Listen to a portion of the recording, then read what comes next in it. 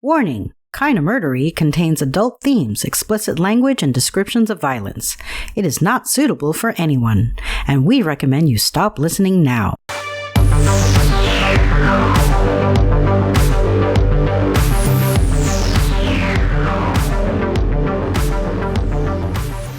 True crime with a dash of the paranormal, the garish, the strange, and the darkly comic.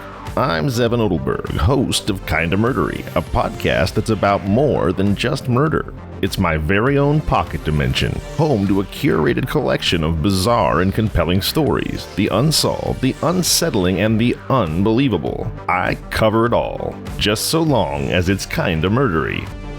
That's right, nothing but truth bombs here, just like it says in the intro. I am Zevin Odelberg, and this is Kinda Murdery. Hey, my apologies that last Thursday's episode wasn't a new one. Hopefully you did enjoy the Bonnie and Clyde Super Drop, but I had intended to put out a new episode. And then I had the sheer audacity to turn on the tap at the bathroom sink and threw my back out. Now, you'd think that people throw their backs out by picking up something heavy or trying some new dance move that they're ill-prepared for, but nope. When you're 6'4", 235 pounds, and over 40 with cerebral palsy, sometimes reaching out to turn on the sink might be all it takes. So I've been laid out for a few days, but here I am now, back, with a brand new episode of Kinda Murdery, and this is a wild, true story that raises many questions regarding social prejudice, pseudoscience, whether the ends sometimes justify the means, and most remarkably, is there a such thing as a war oracle? And might magic, yes, I'm talking about Harry Potter, Lord of the Rings, magic, even in the 20th century, actually be real? And if it is, does it pose a clear and present danger to the international balance of power? Those are the biggies, and if you'd like to find out the answers to those questions and more, then please join me now as we uncover what truths we can and solve what mysteries we may. Kinda Murdery's Hellish Nell, the Scottish witch Nazi, starts now.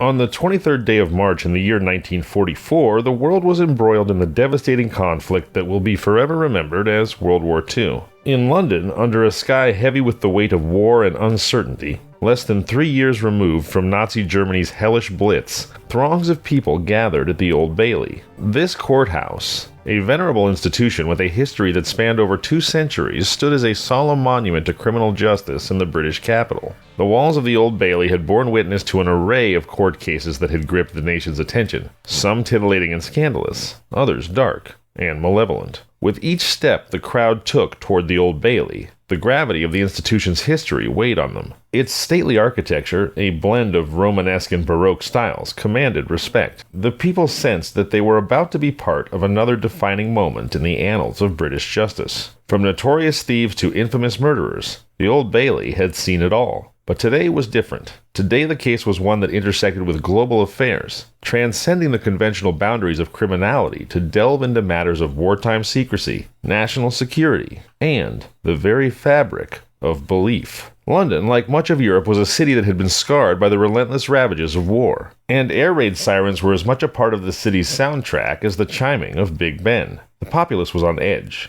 always alert for news from the front lines or another air raid warning. Inside this dynamic, three-dimensional backdrop of both triumph and terror, the crowd knew that the case they were about to witness would not just be another entry in the Old Bailey's long ledger of justice served or justice denied. It was a case that had the power to shake the foundations of a nation already unsettled by existential global conflict. In this heavy, charged atmosphere, the public, journalists, lawyers, and assorted onlookers filled the gallery, all sharing an unspoken knowledge that they were about to be part of a courtroom drama unlike any other in recent memory. What lay ahead promised to be a fusion of the mysterious, the political, and the morally ambiguous. A case that, in its implications and outcomes, would echo through the halls of history long after the final verdict was read. On that particular day in March, as the chill of early spring still lingered in the air, the Old Bailey prepared itself for a trial that was a modern anachronism. Centuries had passed since the last person was executed for witchcraft on British soil. And yet, here was Helen Duncan, a medium, standing accused of that ancient offense. Helen's journey to the Old Bailey's venerable courtroom was not a simple one. It was a path interlaced with the volatile elements of state secrets and unexpected raids. Helen was a middle-aged mother of 6 children, a figure seemingly far removed from the world of espionage and wartime intrigue. However, her abilities, or alleged abilities, to communicate with the spirit world had put her squarely in the crosshairs of the wartime establishment. The state believed that she held information that could not be easily explained away, and that her revelations during seances were uncomfortably close to classified secrets. The authorities felt that she posed a risk not only to national security, but also to the public's morale during an era that was, to put it mildly, already fraught with anxiety and dread. Thus, they took swift action, raiding her sessions and ultimately leading her to the heart of the British legal system, where she would face charges that seemed to be a relic of a bygone era, but were all too real and all too now for her. Helen Duncan, sometimes remembered as Scotland's last witch, had become a figure who alarmed the government during a time when a people, a country, and an empire were being forced to confront the very real threat of extermination. This was not merely a trial to determine if Duncan had indeed communicated with the spirit world, but also an examination of how far the powers that be were willing to go to protect their secrets and maintain the public's trust. And so, on that early spring day, the Old Bailey became the epicenter of a case that was as much about the clash of cultural beliefs and the flexing of state power as it was about one woman's alleged dabbling in the occult. The courtroom became a stage where different facets of society converged. Wartime exigencies, deeply ingrained superstitions, and the complex role of women in a world governed by men. You see, it's important to note that throughout history, witchcraft laws and witch trials have often been a tool used by male-dominated societies to silence, disenfranchise, or simply to eliminate women who were deemed troublesome, who defied conventions, or who held property or power that others, meaning men, coveted. Helen Duncan's trial was not just an isolated anomaly, but part of a broader pattern, a modern manifestation of an ancient tactic to control women who did not conform to societal norms. These themes are ever present in the human historical tapestry, going back as far as possible. Back, perhaps, all the way to the Garden of Eden, where, as the story goes, it was Eve who first consorted with the serpent and tricked innocent Adam into that delicious first bite of knowledge, and ultimately into eviction from Eden for them both. In Helen Duncan's case, she had managed to unsettle the very foundations of the wartime establishment, and for that sin she would pay dearly. Born in the late 19th century, in the year 1897 to be exact, Helen McFarlane came into the world in the quaint pastoral town of Callander, Scotland. With its lush landscapes and ancient traditions, Callander was a town steeped in history, but limited in opportunity, particularly for a woman of Helen's peculiar talents. From an early age, it was evident that she was unlike other children in her community. She bore the nickname Hellish Nell, a moniker that hinted at her extraordinary abilities, or what some might have termed abnormalities. For Helen wasn't just another young girl navigating the rigors of rural Scottish life. She claimed to possess the ability to see spirits, a gift or a curse, perhaps both, depending on one's perspective. But certainly, it was an ability that for Helen would prove to be a burden, and set her on a path far removed from the norm. Hellish Nell, the young Scottish girl who would later become Helen Duncan, was perceived as a conduit between the realms of the living and the dead, between the palpable world and the mysterious beyond. Her supposed mystical talents didn't go unnoticed. They shaped the contours of her life, both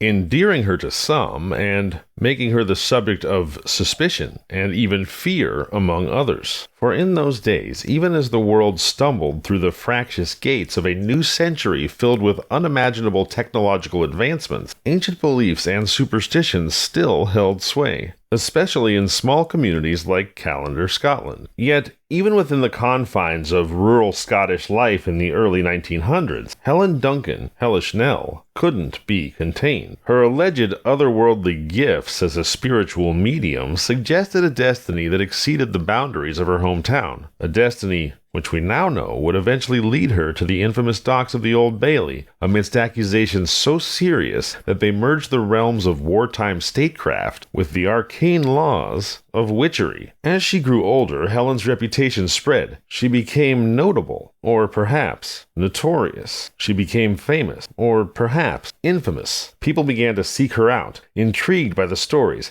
desperate for a glimpse into the world beyond, or perhaps merely driven by morbid curiosity. Helen was a woman out of time, a relic of ancient beliefs and practices, surviving in a world increasingly governed by reason and technology. But this juxtaposition, the tension between the old and the new, would be the stage upon which Helen Duncan would eventually find herself at the heart of national crisis, as she transformed from Hellish Nell of Callander, Scotland, to a woman who would spook the wartime authorities to such an extent that her freedoms, her very life, would hang in the balance. By 1926, at the age of 29, the woman once known as Hellish Nell had undergone more than just spiritual transformation. After marrying Henry Duncan in 1916, her name changed, and so did the trajectory of her life. No longer confined to her small hometown, she moved to the city of Dundee, Scotland, and it was here that she began her work as a medium in earnest. As the years passed, Helen's reputation grew, and she expanded her operations, taking her talent across the United Kingdom. All the while, she was supporting a family that had grown to include 6 children. She was in many ways a working mother. But her labor was an unusual sort, dealing with the currency of souls and secrets from the other side. The times were ripe for someone of Helen Duncan's abilities. The British populace was psychologically and emotionally raw following the double traumas of World War I and a devastating influenza pandemic. Together, these cataclysms had claimed millions of lives, leaving gaping wounds in the fabric of British society. Grief was an almost universal experience. And answers, any answer, were in high demand. Into this environment stepped Helen Duncan, her services as a medium dovetailing perfectly with the zeitgeist. Spiritualism, the belief system asserting that the living could communicate with the departed, gained enormous traction during the period following the Spanish flu and World War I. It wasn't merely a fringe belief, but had become something of a cultural phenomenon. The populace was primed and ready, searching for comfort, for closure, or even just for the intrigue of something beyond the grim reality that they faced every day. Helen Duncan offered that something more. She tapped into a collective yearning, becoming not just a medium, but a conduit for society's hopes and fears, their unresolved grief and unanswered questions. For many, spiritualism wasn't just mysticism. It was a coping mechanism, a way to make sense of incomprehensible loss and chaos. Helen's services were therefore not merely a curiosity, they fulfilled a deep societal need. But even as she catered to the demands of a grieving nation, her actions set her on a collision course with forces far greater than any individual's quest for understanding. The burgeoning conflict overseas and the ever-watchful eyes of a government entrenched in a new global struggle would soon cast a pall over Helen Duncan's work, transforming her from a figure of curiosity and comfort to one of controversy and criminality. Helen held her seances at the Master's Temple Church of Spiritual Healing in Portsmouth, England. The venue was more than just a place. It was a sanctuary for those seeking spiritual enlightenment and contact with the afterlife.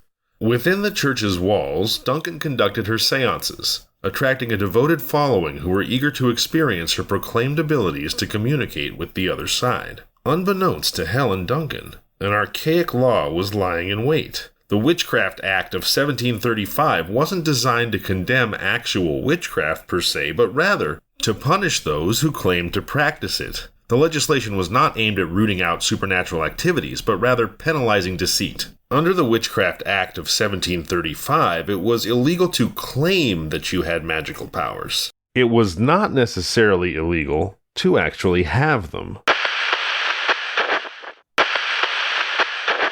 Within the comforting and mystical environment of the Master's Temple Church of Spiritual Healing, Duncan likely never thought that this law, almost 2 centuries old, could become a rope that would entangle her. She wasn't a witch in the traditional sense, she was a medium, a conduit between this world and the next. But in a society on the edge of colossal upheaval, in fact not on the edge, going through colossal upheaval, even the most well-intentioned activities can be viewed through a lens of suspicion, and I'd like to just pause and say that the historical record shows that the vast majority of so-called mediums were not well-intentioned. They were simply con men preying on people's grief. Say what you want about Helen Duncan providing comfort for a grieving populace faced with many, many casualties and losses of loved ones. There may be an element of truth to that, but we should never give a full free pass to someone who chooses to use the emotional vulnerability of someone else who's recently gone through a great tragedy to enrich themselves. Okay, back to the story. The dimly lit rooms of Master's Temple Church were shrouded in an atmosphere thick with anticipation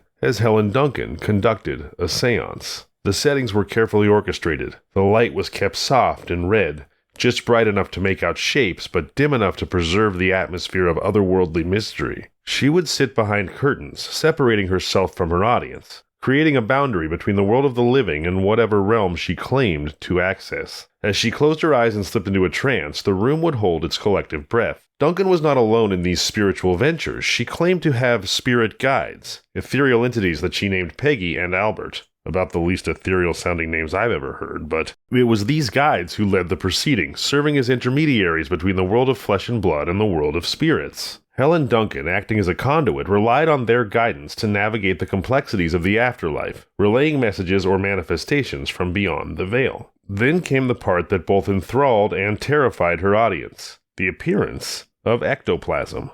Emanating from her mouth and nose, this ghostly white substance seemed to materialize in front of the sitter's eyes. The ectoplasm would take on various forms, sometimes appearing to shape itself into recognizable figures or faces, shocking and amazing to those who witnessed it. For the people in the room, this was proof, tangible and seemingly irrefutable, that Duncan was indeed in contact with the other side. The experience was visceral, the reactions intense. Whether one was a skeptic or a true believer, the appearance of the ectoplasm in that dim red light stirred something deep within the human psyche. For many, it brought a sense of awe or dread or a combination of both, an encounter with something that defied explanation, that pushed the boundaries of what was actually scientifically or rationally possible. However, as astonishing as these manifestations were, they would also become a focal point of intense scrutiny and suspicion. Duncan's mystical performances, so compelling in the eyes of her believers, would draw the kind of attention that could place her very freedom, or perhaps even her life, in jeopardy. It was an unsettling paradox. The very acts that made her a sought-after medium were the same that would put her in peril. As society and the government began to view her activities through an increasingly skeptical and alarmed lens. As the years passed, Helen Duncan's reputation continued to swell, expanding far beyond the spiritualist communities and reaching into mainstream consciousness. With greater fame, however, became greater scrutiny. One such skeptic was Harry Price,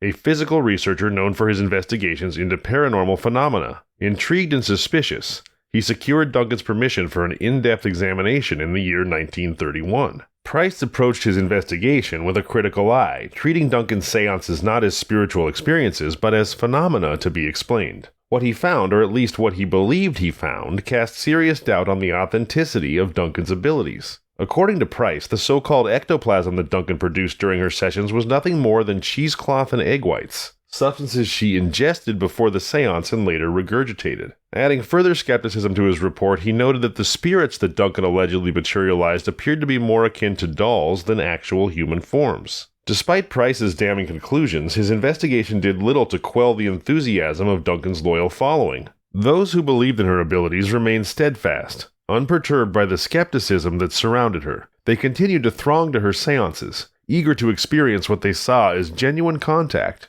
with the afterlife. The world around them, however, was undergoing profound changes. The United Kingdom was careening toward another catastrophic conflict. The atmosphere was heavy with tension and impending doom as the country braced itself for what would become World War II. It was during this fraught time that Duncan's services as a medium would not only remain in demand, but become the focus of a government deeply concerned with matters of national security. The trajectory of her life had always been extraordinary, from her early days in Calendar to her ascension as a renowned medium. But as Britain prepared for another global conflict, Helen Duncan would find herself in an extraordinary set of circumstances that would place her gifts, whether real or fraudulent, under the harshest light yet, even catching the attention of wartime authorities. For Duncan, the coming years would bring not just fame but also notoriety, and an ordeal that would etch her name in the annals of British legal history. The impact of World War II was felt across every sector of British society, from the average citizen to institutions, and as it would turn out, even in the spiritual realm. With the United Kingdom officially at war as of September 3, 1939, a heightened sense of vigilance permeated the nation. The government clamped down on the dissemination of information, not just to maintain high spirits among the populace, but also to prevent sensitive military details from leaking out. The stakes were unimaginable. Loose lips could, after all, potentially sink ships. Amidst this climate of heightened secrecy and paranoia, a peculiar debate began to emerge in the tabloid press. The topic? Mediums. And the question they were asking was as outrageous as it was logical within the context of war. Could mediums, inadvertently or otherwise, serve as conduits for intelligence leaks? If they were capable of summoning spirits, particularly those of fallen soldiers, what was to prevent enemy agents from extracting invaluable information during seances? Helen Duncan, for her part, was not conducting seances to assist Nazis or compromise British interests. At least there's no direct evidence that she was. Nevertheless, the wartime atmosphere enveloped her just as it did everyone else. And then, on May 24, 1941, during a seance in Edinburgh, an event occurred that would drastically alter the course of her life and put her squarely in the crosshairs of the authorities. A spirit purportedly came forward with staggering news. A British warship had been sunk. The revelation was not just shocking, it was potentially explosive. In a country on edge and a government desperate to control the narrative of the war, Duncan's claim, whether true or false, had the potential to wreak havoc. It raised questions that went beyond the ethics or validity of her work as a medium. Now the concerns were strategic and national in scale. If what the spirit had disclosed was accurate, then Helen Duncan was in possession of information that the government would likely deem sensitive, even classified. Whether she sought it or not, Duncan had stepped onto a perilous path, one fraught with consequences far beyond the skepticism or admiration that had hitherto defined her public life. In the world of spooks, ghosts, no, not seances and mediums, but intelligence and espionage, nothing creates more of a stir than when confidential information surfaces in unexpected places. Roy Firebrace, Scotland's chief of military intelligence, was privy to many of the nation's secrets. He attended Duncan's seance in Edinburgh out of curiosity or perhaps even skepticism, but what he encountered that evening caught him completely off guard. Helen Duncan, a medium with no official links to military intelligence, seemed to know something that even he, a high-ranking official, was not yet aware of. The HMS Hood had been sank in the Battle of Denmark Strait. After the seance, Firebrace moved swiftly to verify Duncan's claims. What he found was astonishing. The medium was correct. The Hood had been lost, taking hundreds of sailors down with it. For Firebrace, the revelation presented an unsettling conundrum. How had Duncan come into possession of classified information before him, a man at the very epicenter of the nation's intelligence network? And we're going to stop there for today, but if you'd like to find out more about the amazing true story of Helen Duncan, please rejoin me this Thursday for Part 2, the thrilling conclusion of Hellish Nell, the Scottish witch Nazi. Until then, I'm Zevin Odelberg, and this has been Kinda Murdery.